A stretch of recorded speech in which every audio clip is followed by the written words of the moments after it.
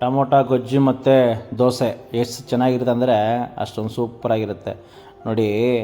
ಒಂದು ಬಾಣಲೆಯಲ್ಲಿ ಎಣ್ಣೆ ಹಾಕ್ಕೊಂಡು ಅದ್ರ ಜೊತೆಗೆ ಸಾಸಿವೆ ಮತ್ತು ಕಡಲೆಬೇಳೆ, ಒಂದು ಸ್ವಲ್ಪ ಉದ್ದಿನ ಬೇಳೆ ಹಾಕ್ಕೊಂಡು, ಒಂದು 3 ಆನಿಯನ್ನು, ಅದ್ರ ಜೊತೆಗೆ ಒಂದು 4 ಮೆಣಸಿನ್ಕಾಯಿ ಚೆನ್ನಾಗಿ ಕಟ್ ಮಾಡಿಕೊಂಡು ಎಣ್ಣೆಯಲ್ಲಿ ಹಾಕ್ಬಿಟ್ಟು ಚೆನ್ನಾಗಿ ಫ್ರೈ ಮಾಡಿ, ಅದ ನಂತರ ಸ್ವಲ್ಪ ಅರಿಶಿನ ಪುಡಿ ಮತ್ತು ಕಲ್ಲುಪ್ಪು ಇದೆಲ್ಲ ಹಾಕ್ಕೊಂಡು ಸ್ವಲ್ಪ ಚೆನ್ನಾಗಿ ಫ್ರೈ ಆಗ್ತಾಯಿದೆ.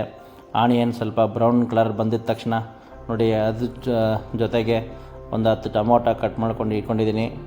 ಇದು ಆನಿಯನ್ ಬ್ರೌನ್ ಕಲರ್ ಬಂದಿದ ತಕ್ಷಣ 10 ಟೊಮೊಟೊನ ಹಾಕಿಕೊಂಡು ಸೇರಿಸ್ಕೊಂಡು ಸ್ವಲ್ಪ ಟೊಮೊಟೊ ಬೆಂದಿದ ಮೇಲೆ ಅದ್ರ ಜೊತೆಗೆ ಸ್ವಲ್ಪ ಖಾರ ಪುಡಿ, ಆದ ನಂತರ ಸ್ವಲ್ಪ ಗರಂ ಮಸಾಲೆ ಮತ್ತು ಒಂದು ಸ್ವಲ್ಪ ರೆಡ್ ಚಿಲ್ಲಿ ಪೌಡ್ರು, ಧನಿಯಾ ಪುಡಿ ಇದನ್ನೆಲ್ಲ ಸೇರಿಸ್ಕೊಂಡು ಚೆನ್ನಾಗಿ ಟೊಮೊಟೊ ಫುಲ್ಲು ಬೇಯ್ತದೆ.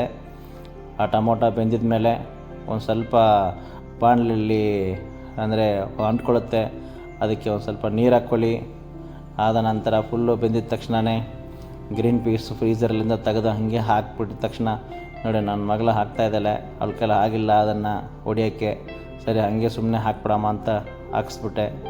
ಆದ ನಂತರ ಸ್ವಲ್ಪ ತುಪ್ಪ ಹಾಕ್ಬಿಟ್ಟು ನೋಡಿ ಹೇಗೆ ಬಂದಿದೆ. ಈ ಥರ ಒಂದು ಸ್ವಲ್ಪ ಅರ್ಜೆಂಟ್ ನಿಮಗೆ ಏನೋ ಬೇಕಂತ ಹೇಳಿದ್ರೆ ಪಟಾಪಟ್ ದೋಸೆಗೆ ಮತ್ತು ಚಪಾತಿಗೆ, ರೈಸಿಗೆ ಸೂಪರಾಗಿರುತ್ತೆ. ನಮ್ಮ ಮನೇಲಿ ಇವತ್ತು ದೋಸೆ ಮಾಡೋಕ್ಕೆ ಹೇಳಿದ್ರು. ಸೊ ಇವತ್ತು ಅದ್ರ ಜೊತೆಗೆ ದೋಸೆ ನೋಡಿ ಇಬ್ಬರು ಎಷ್ಟು ಸೂಪರಾಗಿ ಇದೆ ಅಂತ ಹೇಳ್ಬಿಟ್ಟು ತಿಂತಾಯಿದ್ದಾರೆ. Thank you.